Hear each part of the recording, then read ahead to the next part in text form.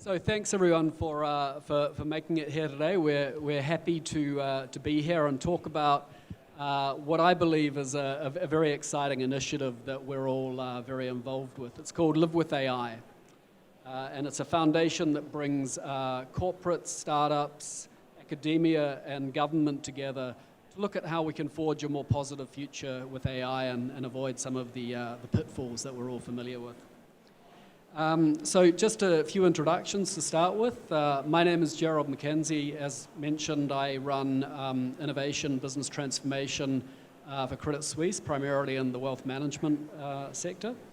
And I'm here with Pierre Robinet and Isabelle Duminil, who are both key sort of leaders in Live with AI, and I'll ask them to introduce themselves right now, starting with Isaline. So my name is Isaline Duminil. I'm the Marketing and Communication Director for JCDecaux.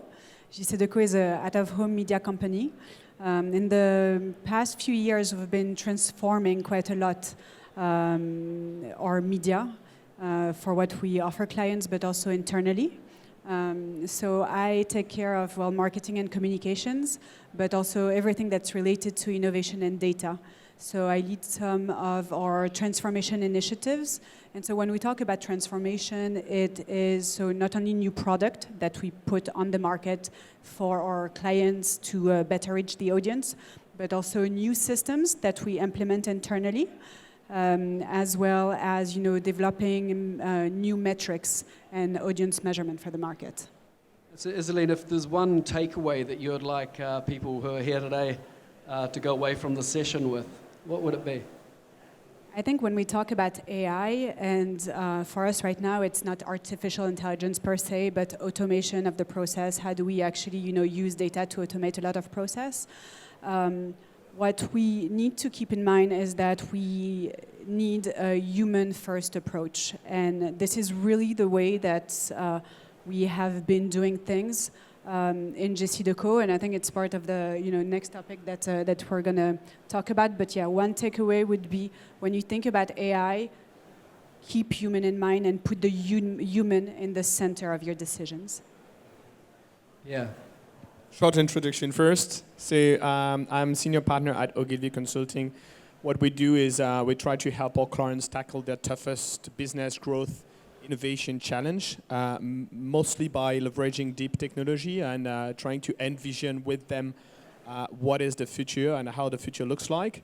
And I'm daily working with different corporates to design new emerging business models. And of course, you can realize that and understand why AI matters to us, because we definitely believe that there are lots of good opportunities in leveraging big data and artificial intelligence to create, to enhance customer experiences, to create new emerging business models for our clients. On top of that, I created this foundation 18 months ago in Singapore.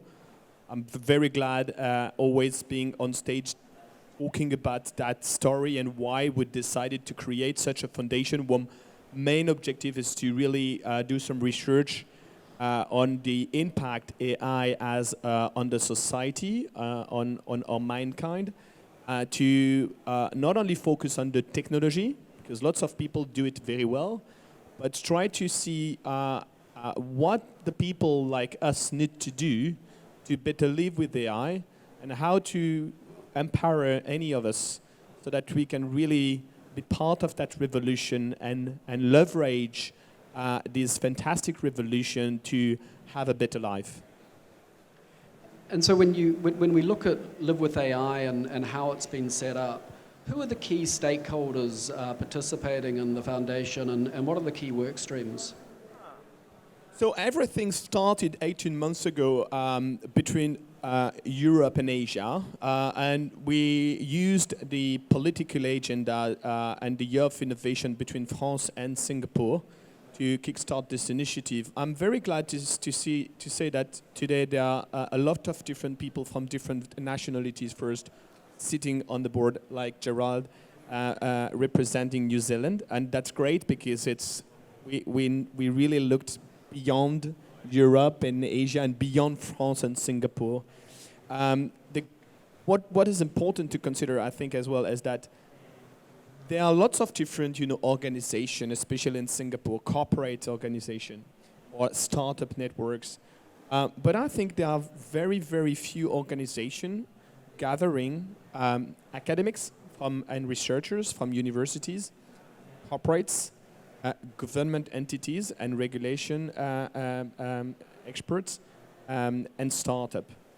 And I think that creates something very specific, because when you consider like a topic like artificial intelligence, there are so many people, who look at this and who have their own point of view, and one, the perspective is different, of course, regarding to their own business, And putting all these people in the same room, around the same table, definitely create a lot of value, because all of them learn from the others. And I'm very, very, very glad to see like academics who normally sometimes very, don't speak so much with corporate and startup, learn a lot from these people. And the other way, working with academics and researchers from universities definitely gives you a step ahead. Great, thanks, Pierre. And so, Isaline, I mean, you're driving key elements of the business and digital transformation at JCDecaux. How do you see the role of your employees and the lives of your clients changing over the next 5 to 10 years? I think it's difficult today to be able to say, in 5 years, in 10 years, in 15 years, where we're going to be. Today, we know we are facing transformation. There are new ways of doing things to be implemented. And like I was saying, what we're seeing today is how do we put our employees first in that transformation. So I'm going to share a little bit about what we've been doing in the past 18 months. So actually we knew that we had a new planning and buying and selling system coming our way, and we knew that this system was going to change the way that our employees do things. So literally what we did is we looked at the task that our employees were doing, both on sales support, campaign management side, and we thought, okay, with this new system, what are the tasks that are actually going to be changing because of the implementation of that system? And by doing this, we realized that actually there were two main jobs that were going to be changed, and we thought that we couldn't actually impose that change on people without making them feel good about that change. So we combined two jobs into one, so enlarging the scope of those people, which is always a good feeling.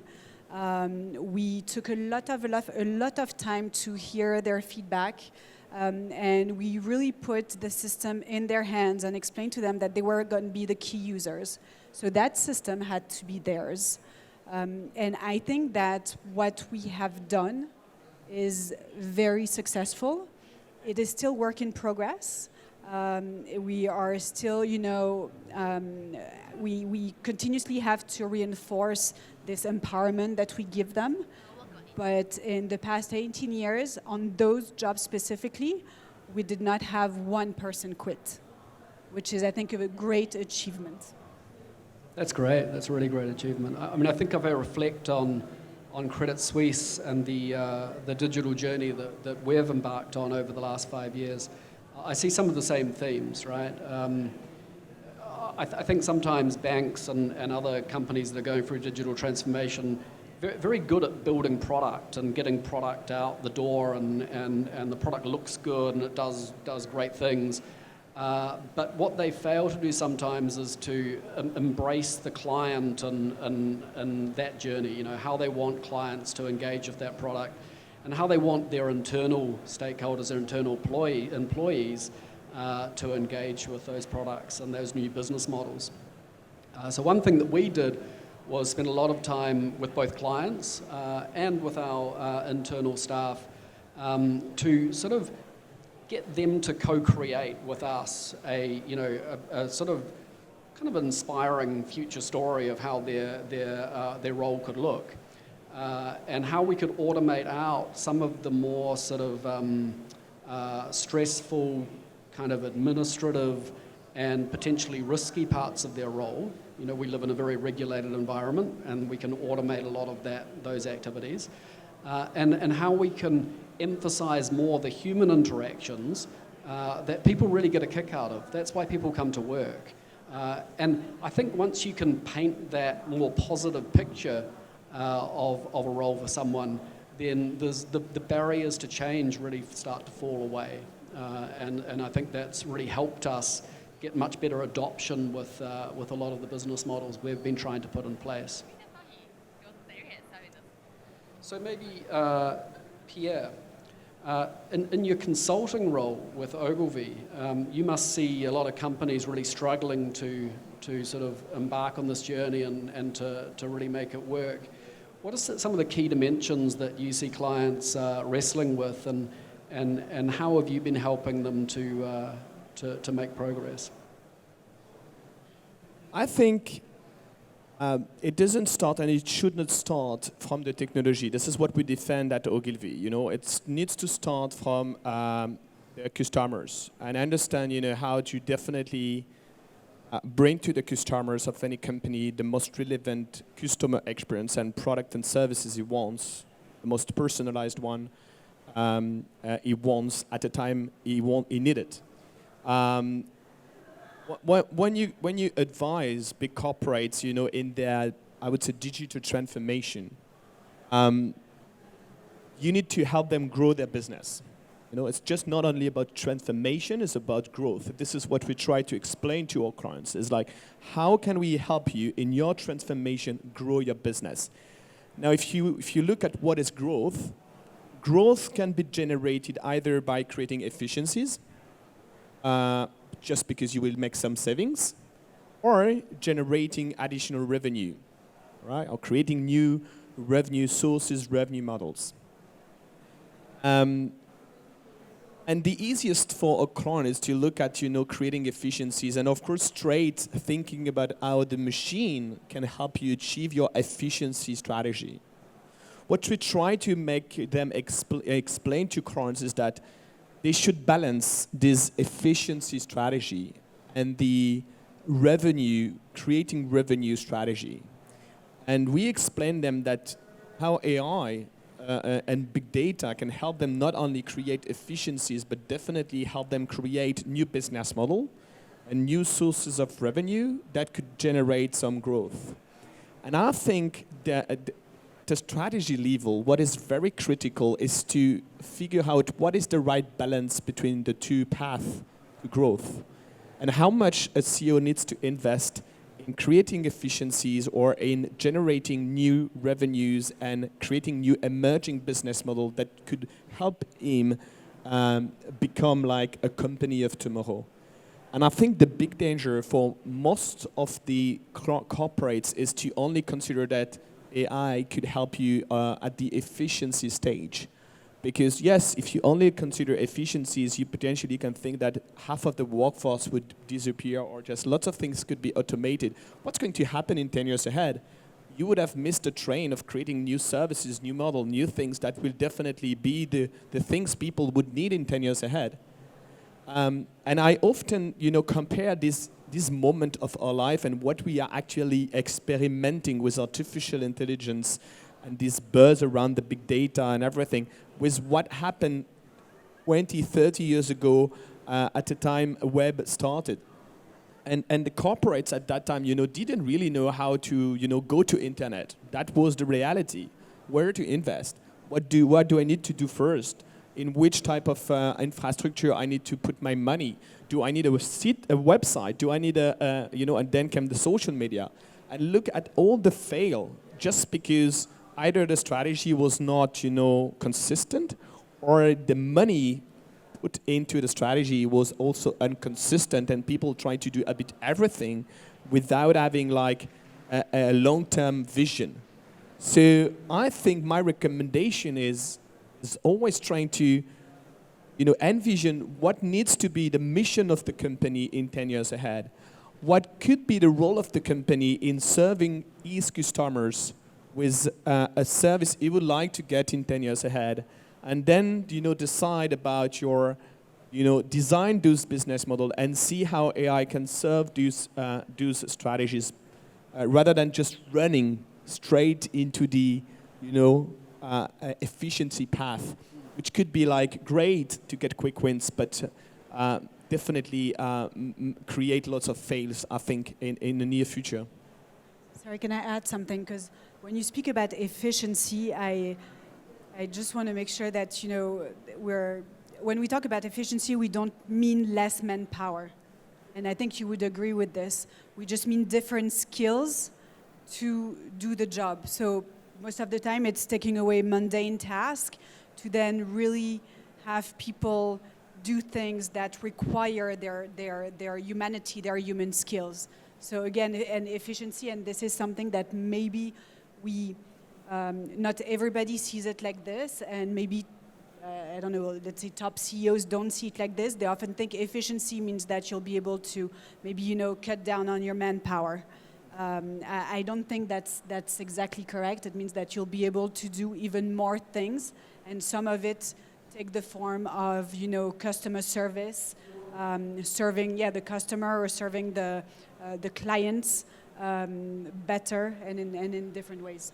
I think that's absolutely right. So you redeploy from, as you put it, some more mundane things to some things that potentially add more value. But I guess that then comes back to the live with AI story, right? The result of all of this transformation and change in our workforce is that people need to adapt to a new world of working. So we need to have retraining, we need to have different educational standards in our universities, the governments need to engage with different types of workforce strategies. And startups need to get more involved in our ecosystem to start playing a part. How do you see this discussion developing over time with these different stakeholders across academia and corporate and government? I think different people from the executive committees, have their own point of view. I really liked one point of view I got just this morning with the chief people officer from AXA who is supporting this initiative. She was telling us something interesting, is what we need to explain to employees, because I absolutely agree that about this human centricity, so this is the purpose of this foundation. But when you consider this human centricity, you need to also explain to people what you are going to create and what might be their role and how the role they are going to play, and just make them realize their life is going to be a better life. The problem is that most of the content always, is very scary. So there is a role in, a culture change role for chief people officer, chief HR officer to really create that mindset shift. This is what she mentioned this morning. And make the people realize that the job they will do in 10 years ahead could be really exciting. That's what we do this work, and that's why we work actually on designing the 2030, job scenario. And she was mentioning something like, which made me laugh, is like, if you just always say to kids like, we will go to Disneyland, they will never trust you. But you need to bring them once, and then they will trust you because they will really like what they experimented in Disneyland. And I think we need to do a bit the same, is we need to make the employees realize, experience what might be their job, and onboard them as well in this transformation and in this culture shift. And which is good is that now more and more in companies, you have this, geeky economy, you have these new people, new emerging talent, very young, who wants this type of things. So they want to be part of, this type of culture change and transformation. And I think I'll just, one little pitch for one of the partners that we have with Live with AI. It's a startup called Data Robot. And if we think about how AI is often perceived in organizations, right? It's quite foreign, and it's very technical, it's very complicated. People don't really understand how it works. You need a team of data scientists who kind of speak a different language. What Data Robot does is that they've automated a lot of the complexity in the data science. And what it means is that you can put this tool in the hands of a business analyst, right, who might sit next to a key executive. And they can experiment with data sets and experiment with drawing insights out of that data set and to build algorithms and to build predictive technology themselves so that they're not having to send it away to this team, you know, who is full of this very complex data science capability. I think what that means is it democratizes AI, right? And so it puts the power in the hands of the staff in your organization to experiment and to develop their own technologies. And I think that's a very good thing because it brings them closer to the technology. If I may, I would like to add that what is really great with their solution as well is that they try to democratize AI and data. And I think we need to consider the only way to succeed is onboarding any employees on data, which doesn't mean having all of your staff, you know, being able to code in Python. But there are platforms, there are tools, there are software today which really help people leverage, you know, get insight from your data set and your data lake without, you know, being obliged to have like follow courses and in developing by their own their algorithm. And so that's what we want. We want all of us would need to really access the power of big data in the future. I think it's also debunking a little bit the term data, because it can be very scary in some industries, like our industry, where data was not a word that was associated with out-of-home before. When we say we have put a lot of data in that system, they go like, and then when you explain to them what we call data, that it's something that, you know, was maybe already existed before, we have just structured it and organized it in a way that then it can help and answer certain queries, and they go like, oh, okay. But, you know, just the term data can sound very, very scary. And I think that's maybe the last point from my side, at least, is that, you know, we create these data-driven environments, and I think lots of people have lots of great ideas of what they can do with that data. But I think we always need to take a step back, and this is when, you know, the ethical considerations also need to come into play. We need to make sure that we're doing the right things, not just doing things right? So we can optimize lots of processes, we can do a lot of good things with data, but we need to take a step back and really understand, is that the right thing to do? Will our clients, if we expose that to our clients, will they respond well to it?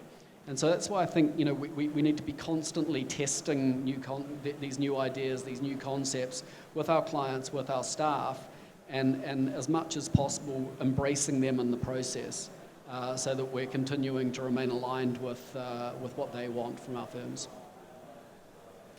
Should we take any questions? Yeah, please. Any questions on the foundation or anything that we've spoken about today? Melody has a... It's the toughest time because everyone is sleeping after the lunch. Exactly. Did you take any coffee from the robot? So that foundation is really open to anyone who wants to participate, bring some thought, bring some value. It has been an 18-month journey. I'm just absolutely impressed with the work that has been done over 18 months. New people coming every day, bringing their fantastic thoughts and point of views. And honestly, I'm very glad today because the work we have done all together give us an opportunity to have a seat in the PDPC discussion this afternoon, which is a closed debate about regulation. It gives us a seat, you know, in very important meetings with the government. It gives us, you know, the work we do serve one of the advisor of the European Parliament, of the OCDE.